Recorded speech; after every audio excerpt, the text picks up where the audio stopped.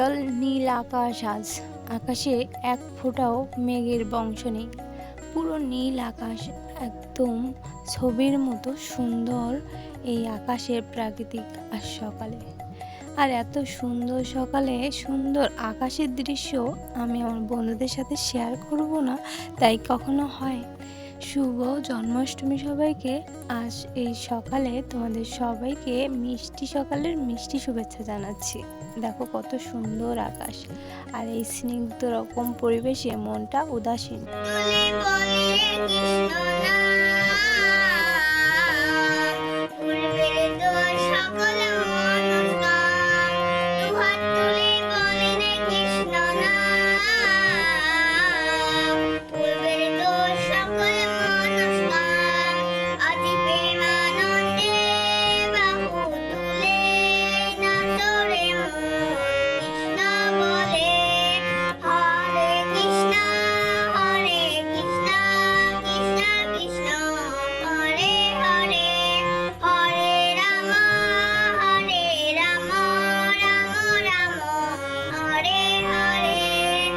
সকাল সকাল কৃষ্ণ নাম দিয়েই দিনটা শুরু করে নিলাম।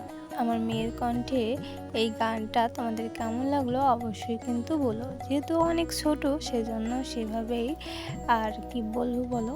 যাই হোক, সকাল সকাল স্নানটা সেরে এসেছি, আর এবার তুলসী গাছে জল দিয়ে নেবো। দেখতেই পাচ্ছ আজ কিন্তু পুরো নীল আকাশ, আর একদম রৌদ্র, প্রচুর রোদ উঠেছে। তো শুভ সকাল সবাইকে। তোমাদের সবাইকে অনেক অনেক শুভেচ্ছা ও ভালোবাসা জানিয়ে আমার আজকের ভিডিওটা এখান থেকে শুরু করছি। বাংলাদেশের ছোট্ট একটা গ্রাম থেকে আমি তোমাদের সাথে আছি। আমার চ্যানেলের নাম সমীর ভিলেজ লাইফ, আর এই চ্যানেলে গ্রাম্য সব কিছু তোমরা পেয়ে যাবে। সকাল সকাল তুলসী গাছে জলটা দিয়ে নিই। আর তুলসী তো ভক্তির দেবী, সেখানে তুলসী মা তুলসীকে পুজো করতে পারলে, তাকে জল দিতে পারলে, তার আশ্রিত হতে পারলে আমাদের মনে ভক্তি বৃদ্ধি হয়। সেজন্য প্রত্যেক দিন আমাদের সকালে উঠেই স্নান সেরে তুলসী মাকে স্নান করিয়ে নিতে হয়। আর তুলসী মন্ত্র, স্নান মন্ত্র তোমরা নিশ্চয়ই সবাই জানো, সেজন্য আর ডিটেলসে কিছু বললাম না। আর এদিকে দেখো আমার তুলসী গাছে জল দেওয়া হয়ে গিয়েছে। আর বুঝতে পারছো প্রচুর রৌদ্র, আর খুবই গরম ছেড়েছে সকাল থেকেই। তো সারাটা দিন কেমন যাবে, খুব কষ্টকর একটা দিন হবে। যাই হোক, আমি কিন্তু জন্মাষ্টমীর উপোস আছি। তোমরা কি কি উপোস আছো অবশ্যই কমেন্টে জানাতে ভুলো না। আর এদিকে কিন্তু সকাল সকাল পুজোর জোগাড়টা কিন্তু সেরে নিয়েছি। সকাল সকাল আগে গোপাল ঠাকুরের পুজোটা করে নিই, তারপর যাব গোপাল ঠাকুরের অভিষেকের প্রসাদগুলো গোছানোর জন্য। তো সকাল সকাল দেখো ফল ফুলারি নিয়ে এসেছি, আর সেই সব ফল ফুলারিগুলো দেখিয়ে নিলাম। এখানে ফুল তুলে নিয়ে এসেছি, তুলসী পাতা নিয়ে এসেছি। যেহেতু তুলসী পাতা ছাড়া কিন্তু গোপাল পুজো হয় না, আর যে গোপাল ঠাকুরকে কিছু দেওয়া না দাও অবশ্যই তুলসী পাতাটা কিন্তু দিতেই হবে। সেজন্য তার পছন্দের জিনিসগুলো নিয়ে এসেছি। আর সাদা ফুল কিন্তু গোপাল ঠাকুরের প্রিয় ফুল। তো তুলসী পাতা আর সাদা ফুল গোপাল ঠাকুরকে কিন্তু অবশ্যই দিতে হয়। যাই হোক, আমি তুলসী পাতাগুলো একটু জলে ভিজিয়ে নিচ্ছি, মানে ধুয়ে পরিষ্কার করে নিচ্ছি। তারপরে একটু চন্দন মাখিয়ে ঠাকুরকে দিয়ে দেবো। আর এদিকে দেখো আমার নতুন একটা গোপাল ঠাকুর নিয়ে এসেছি, আর এই ঠাকুরটাকেই কিন্তু স্নান করাবো। তো ঠাকুরের আসনে বসিয়ে দিয়ে তাকে ফুল চন্দন দিয়ে দিয়েছি, তাকে স্নান সেরে নিয়েছি। তো ঠাকুরকে দেখো কেমন লাগছে, ফুল দিয়ে খুব সুন্দর করে সাজিয়ে দিয়েছি, আর খুব মিষ্টি লাগছে বলো দেখতে। তো যাই হোক, আমি যেমন পেরেছি তেমন করে সাজিয়েছি। আর এদিকে দেখো আমি ঘরোয়াভাবে কিন্তু ফল প্রসাদ দিয়ে নিয়েছি। ওখানে একটু সাবু দিয়ে নিয়েছি, তারপরে আম, কলা, এদিকে শসা, কমলা লেবু, এইসব সকালের পুজোটা কিন্তু যাই হোক এইভাবে কিন্তু একটু সেরে নিতেই হবে। আর এই জন্মাষ্টমীর দিন কিন্তু 3 থেকে 4 বার পুজো করা উচিত, কারণ গোপাল ঠাকুরকে তো যতবার আমরা পুজো করব ততবারই কিন্তু ঠাকুরের আশ্রিত হব, ঠাকুরকে মনে করব। মানে সারাটা দিন যাতে আমাদেরকে ঠাকুরকে স্মরণ করেই চলতে হয়, সেজন্যই বললাম 3 থেকে 4 বার পুজো দিতে। তাছাড়াও তোমরা কিন্তু সবসময় কৃষ্ণ নাম, মূল মন্ত্র সেটা জপ করে যেতে পারো, আর সেটাই হবে কিন্তু ঠাকুরের কাছে সব থেকে বেশি ঠাকুরকে তো কিছু দিতে পারি না, তো তার কাছে ভক্তি আর তার এই নাম গানটুকু করে যেন তার মনটাকে আমরা ভরিয়ে দিতে পারি। সেজন্যই কিন্তু সবসময় এইভাবে ঠাকুরের নাম গানটা আমরা করে যাব। যাই হোক, দেখো আমি আবারও তোমাদের একটু গোপাল ঠাকুরকে দেখিয়ে দিচ্ছি। আর ওইদিকে আমি পুজোটা সেরে নিয়েছিলাম, আর এবার একটু গীতাটা পড়ে নেব। আজ কিন্তু অবশ্যই গীতা, ভাগবত বা মহাভারত এগুলো কিন্তু পড়া উচিত। আর হ্যাঁ, অবশ্যই শ্রীকৃষ্ণের অষ্টোত্তর শতনামটাও কিন্তু আমাদের পাঠ করা উচিত। যদিও সেটা নন্দোৎসবের দিন মানে আগামীকালকে, সেদিন পড়লেও সমস্যা নেই, তবে আমি কিন্তু অষ্টোত্তর শতনামটাও পড়েছিলাম। তো গীতা পাঠ করব বলে খুঁজতেছিলাম যে কোন শ্লোকটা পড়া যায়, যেহেতু এত বড় একটা গীতা তো সম্পূর্ণ তো একবারে পড়া সম্ভব না, সেজন্য আর কি 12 অধ্যায় মানে দ্বাদশ অধ্যায় ভক্তিযোগ, তো এই অধ্যায়টা কিন্তু পড়তে হয়। এই অধ্যায়ে ভগবান ভক্তির কথা জানা যায়। তো আমি কিন্তু তাৎপর্য সহ এই যথাযথ গীতাটা সম্পূর্ণ একবার শেষ করেছি। মানে প্রত্যেক দিন অল্প অল্প করে 2-3টা করে শ্লোক পড়তে পড়তে আমার কিন্তু একবার শেষ হয়ে গিয়েছিল। তারপরে প্রত্যেক দিন যখনই ভালো লাগে তখনই কিন্তু গীতা এই বইটা নিয়ে বসি। আর এই তোমাদের সাথে আজ একটু শেয়ার করে নিলাম। আসলে আমি এক হাতে ক্যামেরা করছি আর পুজো করছিলাম, তো সেজন্য কিন্তু তোমাদের পাঠ করে শোনাতে পারলাম না। যাই হোক, তোমাদের আমি দেখিয়ে দিচ্ছি যে দ্বাদশ অধ্যায়ের এই শ্লোকগুলো কিন্তু পড়তে হবে, কারণ এখানে ভেঙে ভেঙে দেওয়া আছে। যাই হোক, সব মিলে কিন্তু আমার সকালের পুজোটা শেষ হয়ে গিয়েছে। আর এই যে কাজু কিশমিশ দেখতে পাচ্ছ, এগুলো একটু তেলে ভেজে নেব। চাইলে কিন্তু তোমরা ঘিতেও ভাজতে পারো। আমার যেহেতু একাদশীর যে তেলটা আমরা রান্না করি সেই তেলটা রয়েছে, মানে সানফ্লাওয়ার অয়েল, সূর্যমুখীর তেল, তো সেই তেলটা অল্প করে দিয়ে আমি কিন্তু কাজু কিশমিশটা ভেজে নিচ্ছি। কারণ ঘিতে তো আমাদের সহ্য হয় না, মানে ঘিতে আমাদের খুব অ্যাসিডিটি হয়, সেজন্য আর কি ঘিটা ব্যবহার করলাম না। এখানে ওই সানফ্লাওয়ার অয়েলটা দিয়েই কিন্তু ভেজে তুলে নিয়েছি, আর এখানে ওই তেলেই সুজিটা দিয়ে ভালো করে ভেজে নিচ্ছি। মানে বুঝতেই পারছো, সুজির হালুয়া রান্না করব। এটা তো কৃষ্ণ ঠাকুরের খুবই পছন্দের একটা খাদ্য। তো সেইভাবেই মানে অল্প অল্প করে হলেও গোপাল ঠাকুরের প্রিয় প্রসাদগুলো তার সামনে দেওয়ার জন্য কিন্তু গুছিয়ে নিচ্ছি। তো সাবুটা এভাবে ভেজে দুধের ভিতরে দিয়ে দেবো। আর এইভাবে সাবু ভেজে যদি সাবুটা রান্না করা হয়, মানে সাবুর হালুয়া বলো, সাবুর পায়েস বলো, তো কিন্তু খেতে অসাধারণ হয়। সেজন্যই এভাবে করে নিচ্ছি। আর এইদিকে দেখো, আমি দুধটা আগেই জ্বালিয়ে নিয়েছিলাম, এটা কিন্তু গরুর দুধ।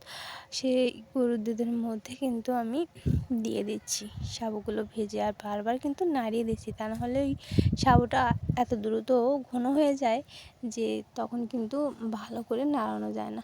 আর আমি ভিতরে কিন্তু চিনি টিনি সবই দিয়ে দিয়েছি, মানে মোট কথা যা যা দিতে হয় সব দিয়ে নিয়েছি, আর হয়ে গিয়েছে। আর এই যে দেখো, আমি ঠাকুরের প্রসাদের জন্য একটা প্লেটে তুলে ডেকোরেশন করে নিয়েছি। আর কেমন লাগছে অবশ্যই বলো। আর এদিকে চলো, ভগবান কৃষ্ণের প্রিয় ফল তো তাল, আমরা তো সবাই জানি। তো তাল দিয়ে তালের বড়া না বানালে জন্মাষ্টমীতে প্রসাদ হয় বলো। তো তালের বড়ার জন্য কিন্তু চলে এসেছি। এখানে তালটা নিয়ে নিয়েছি, আর তালটা কীভাবে ম্যাশ করতে হয়, তাল রস বের করতে হয়, সেটা তো অনেক ভিডিও তোমরা আছে, তোমরা ইউটিউবে গেলেই দেখতে পাবে। যাই হোক, আমি আর অত কিছু দেখাচ্ছি না। আমি একবারে তালের রসটা বের করে নিয়ে তার মধ্যে সুজি দিয়ে দিয়েছি, আর সেটা দিয়ে ভালো করে মাখিয়ে নিলাম। এবার কিন্তু চিনি দিয়ে দিচ্ছি পরিমাণ মতো, যদিও তো আমরা এটা চেখে দেখতে পারবো না, কারণ পুজোর প্রসাদ কখনো চাখাই উচিত না, সেটাই শ্রীকৃষ্ণের জন্য আমরা তৈরি করছি।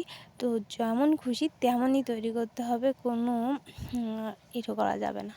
যাই হোক, আমি এবারে কিন্তু চিনি সুজি ভালো করে দিয়ে মাখিয়ে নিচ্ছি।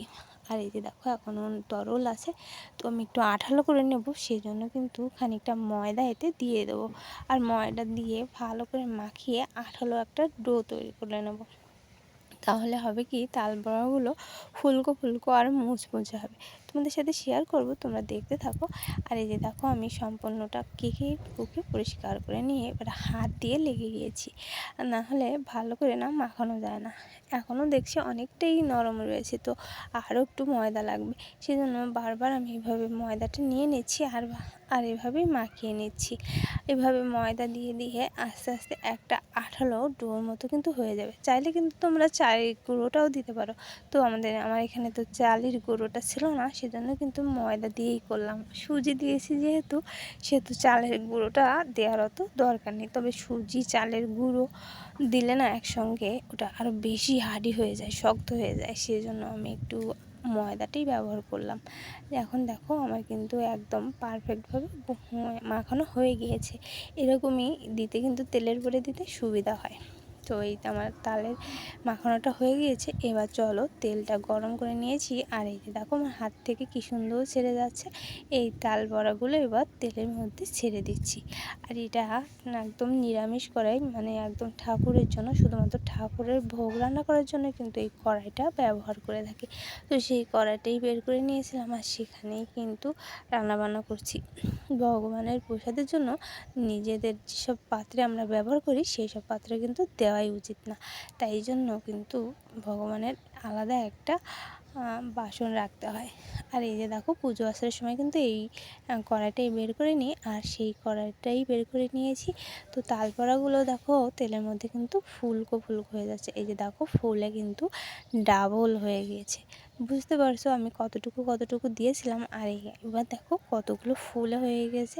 যদিও এটা এখনও শক্ত আছে, তো পরবর্তীতে যখন ঠান্ডা হবে তখন কিন্তু হালকা একটু নরম হয়ে যাবে। এখন কিন্তু মচমচে হয়ে গিয়েছে। যাই হোক, ভগবানের প্রসাদ সব কিছুই যেন সুন্দর হয়, ভালো হয়, সেটাই তো আমরা চাই বলো। সেজন্যই তো ঠাকুরের জন্য ভক্তি ভরে সব কিছু আমরা করে থাকি। আর ভগবান তো সব কিছু খায় না, এসব শুধুমাত্র ভগবানের সামনে আমরা ভক্তি ভরে দেব। নাম সামান্য নয়ন জল আর তুলসী পাতা দিয়েও তাকে ডাকা যায়।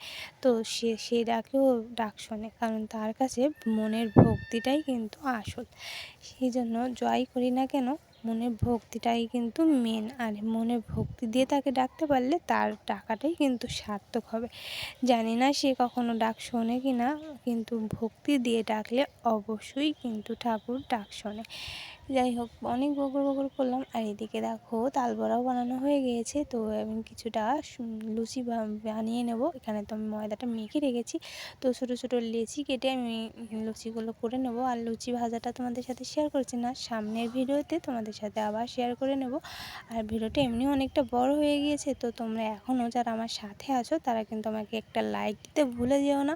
তোমাদের একটা লাইক আমাকে ভিডিও করার উৎসাহ অনেক গুণ বাড়িয়ে দেয়। তো তোমরা কিন্তু এভাবে ভালো থেকো, সুস্থ থেকো। আর এই যে দেখো আমার কিন্তু লেচি কাটা হয়ে গিয়েছে। এরকম ছোট ছোট করে লেচি কেটে নেব, কারণ আগেই মাখিয়ে রেখেছিলাম। আর এভাবে লেচি কেটে নিয়ে তারপর কিন্তু আমি লুচিগুলো বেলে নেব। তো ভগবানের প্রসাদের আয়োজন করলাম, তোমাদের সবই দেখিয়ে দিলাম। আর কালকের ভিডিওটা কিন্তু ঘরোয়াভাবে কীভাবে পুজো করব সেটা তোমাদের দেখাবো। তাহলে তোমরা ভালো থাকো, সুস্থ